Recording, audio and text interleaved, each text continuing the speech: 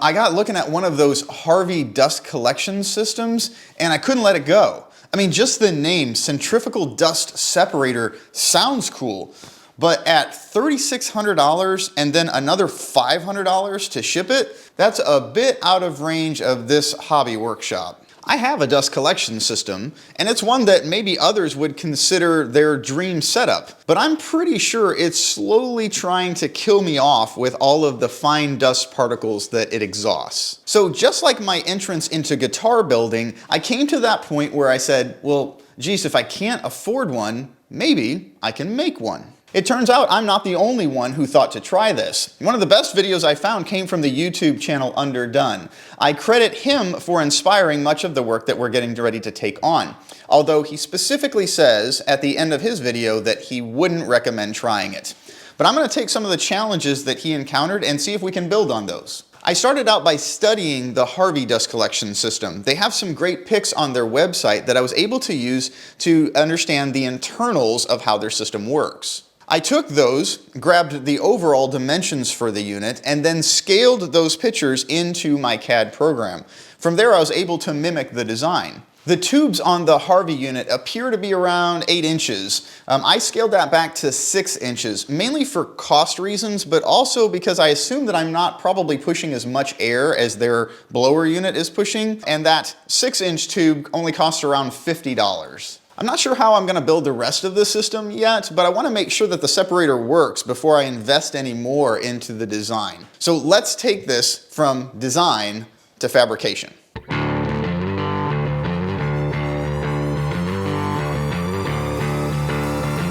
Let's go ahead and get our tube cut down to 19¼ inches.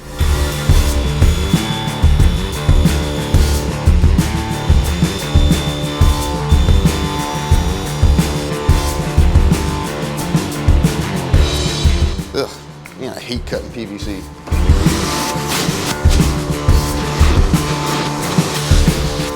The way that we decided to tackle the internal parts of the centrifugal dust separator is, instead of trying to hand carve all those pieces out of wood or turn them, I don't have a lathe, I decided to go ahead and do some 3D printing.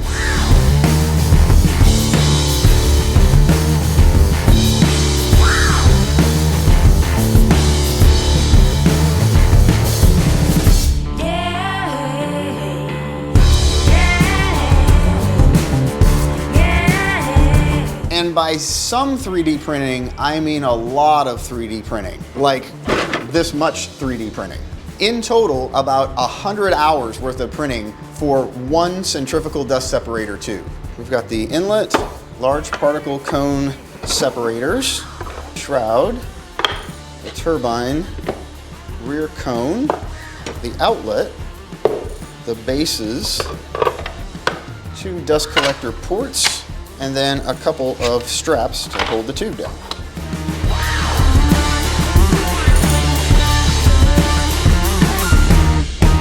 Now, before we printed all this, there was a lot of test fitting to make sure that we got all of the tolerances right, because all of these pieces that need to fit inside of the tube had to be adjusted so they fit in there nice and snug. Some of the pieces had to be designed so that they snap together right, so had to figure out the tolerances to actually make those pieces come together nice and tight. So a lot of pre-work before I started doing all of this printing. I think the first thing that we can do is get the dust collection ports cut out of the bottom of the tube. So what we have these bases for, they're going to attach there, but we need to cut out that middle piece there. So let's go ahead and mark that onto the tube and start cutting that piece out.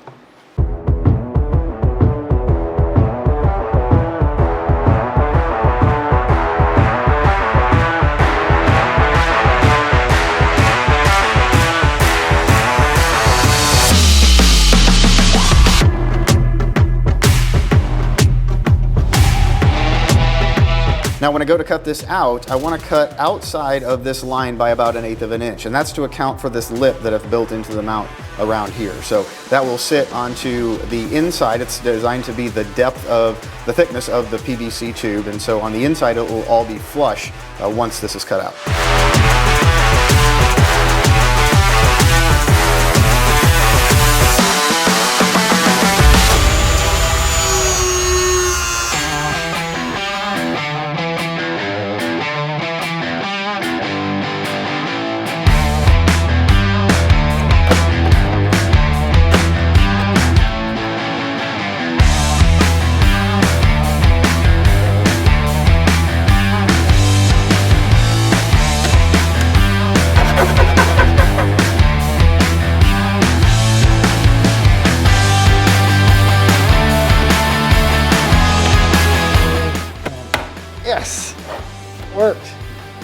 fantastic.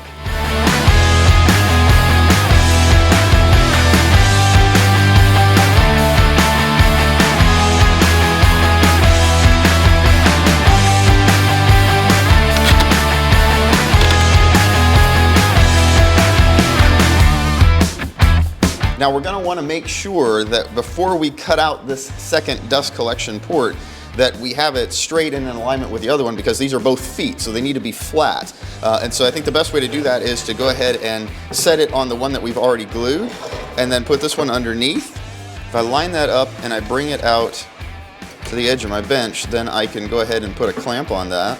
And now I know that I'm going to be flat when I get this cut out, so it's right in the right position.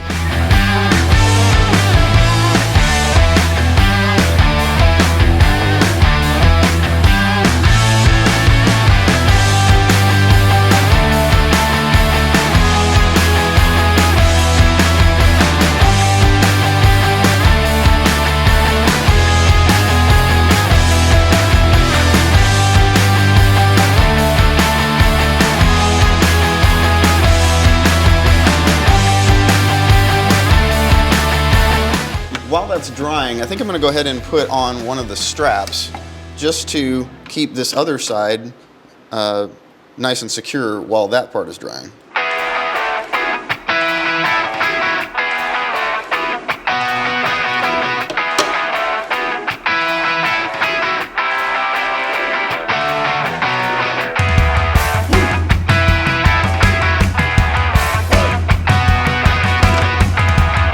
Silicon's had a good amount of time to dry, so we are ready to start putting this together. Let's get this strap off of here. We're gonna build from the inlet side back. So let's start with the main inlet port. We're gonna put silicone around the outside of this to glue that in and work our way back. It's supposed to be snug. Maybe a little more snug than I wanted it to be. Oh, the struggle is real. Let's do this on the ground. Come on. There we go. Silicone my entire hands. Now, I'm gonna let that sit for a minute while we work on assembling some of the inner pieces. So the first thing I've got is the impeller, and we're going to put the shroud on top of that. I've cut notches in the top of this, so this will lock together just like that. Just going to use a little bit of super glue on this one.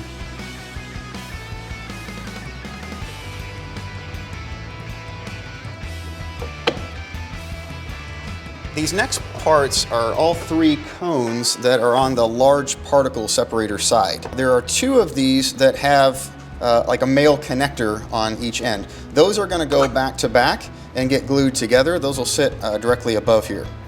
This other one has a female connector on it. That's going to go inside and glue onto the impeller. Just a little super glue again for this part.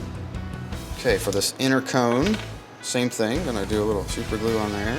Go on the inside, right on top of the impeller. Make sure that it gets centered in there. A little bit of pressure. The next piece of this should be the rear cone, and this rear cone has a lip around it to lock into the back of the impeller.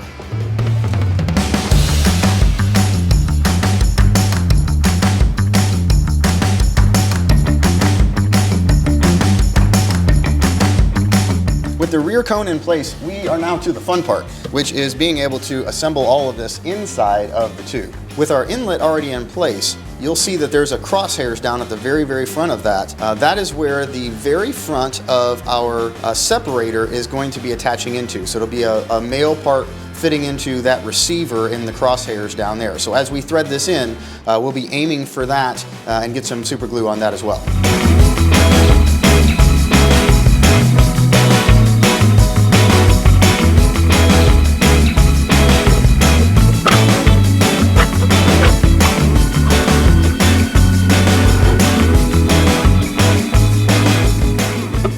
There it is, locked right in, perfect. Now this rear port is really just the same as the front. We're going to use a little silicone, put a bead around that, and lock that together.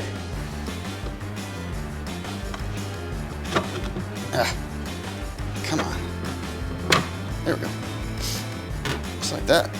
I am really happy with the way that came out. That looks incredible. Man, I hope it works as good as it looks. Let's go get it mounted on a stand.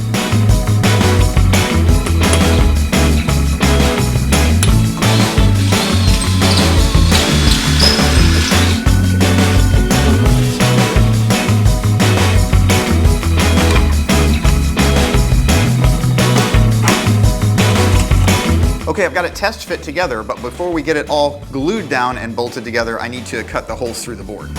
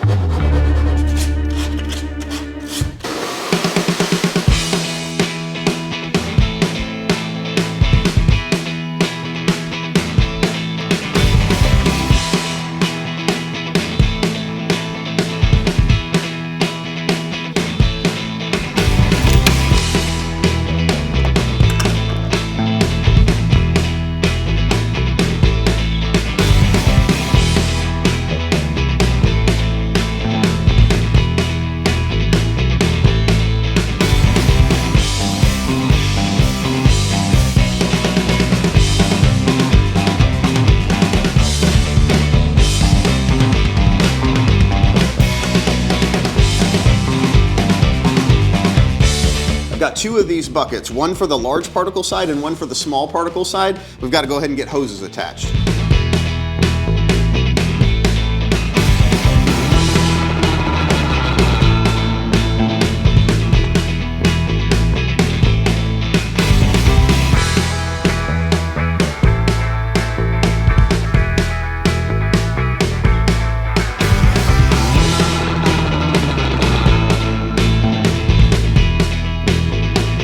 Well, this is exciting. I've got everything completely disconnected from the old collection system. Everything is now completely routed through the new centrifugal dust separator. Now, I'm not going to connect a filter bag on the end of this just yet because I really want to see what comes through here. I've never run anything through here before, so I have no idea whether this whole system even works. So we're going to give this a shot. You're going to find out with me for the very first time whether this collects anything at all. I've got two filter buckets underneath. The idea is everything is going to drop into those buckets, and what comes out the end would be very, very fine particles, maybe like 0.2% or 0.3% is what the other systems actually show coming through there. So we're gonna check and see what actually comes through. You get to see it with me for the first time, so let's give it a shot.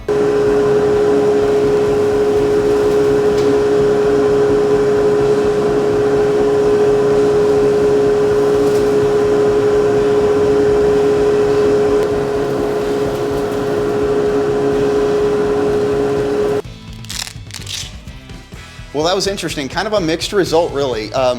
You saw everything get separated out, and that part I think actually worked okay, but as you also saw, we were exhausting quite a bit of the fine particles from what I was seeing. So I think let's go ahead and check the collection bins and see what we gathered in there.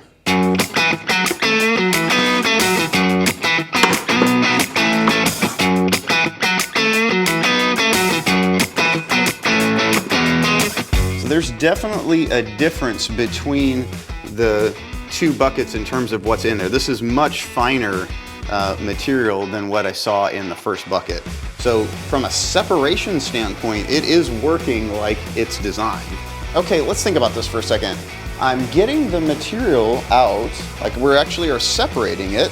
What we're seeing exhausted is very fine material. I just don't know how much we're supposed to see exhausted and then caught by what will be a filter on the end of that. I think we need to test how much of the material we're taking out with the separator and how much is escaping out the outlet. So I think we'll have to weigh the material before we put it in and then weigh how much we're collecting in each bucket and then compare the results from that. Okay, let's take this up to an even 500 grams of material.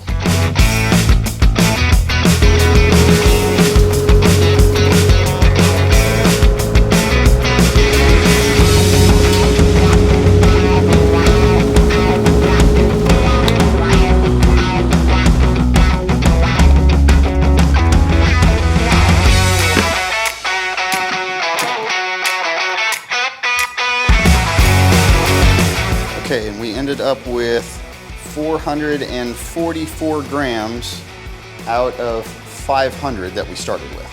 444 divided by 500. So we're at 88.8%. Not quite anywhere close to that 98 to 99% that we were shooting for.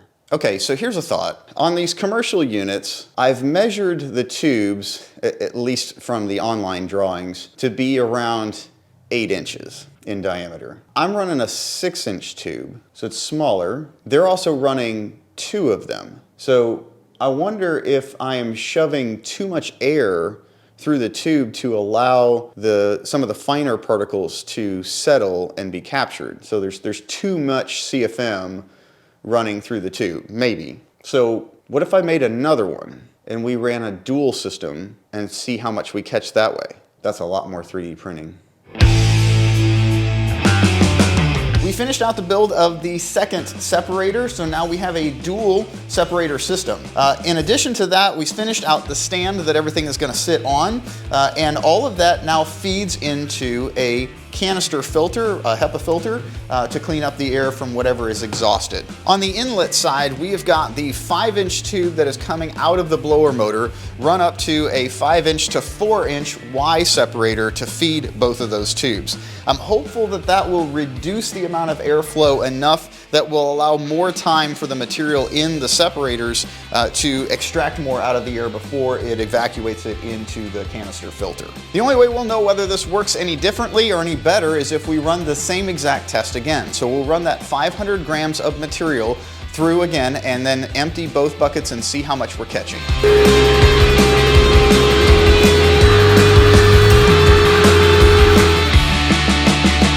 That takes us to 471 grams. All right, let's do a little quick math. 471 divided by 500 gets us to 94.2%. I'd say that's a significant improvement.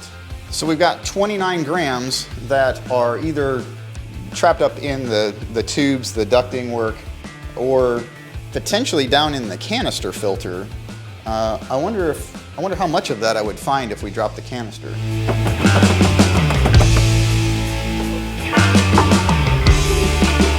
When I dropped this canister, I was really expecting to find some amount of material sitting on the very, very bottom of the plate. But as you can see, there's nothing there that I can tangibly pull out and weigh. Now you can certainly see as I rub my hand against the inside of that filter, there is dust in there, so it is collecting the exhaust material out of there, but it's that super fine material that you don't want to be breathing. So that's what we'd expect to come through there. So I think that's pretty successful. That tells me that the separators themselves are getting the majority of the material out of the air before it even hits the filter.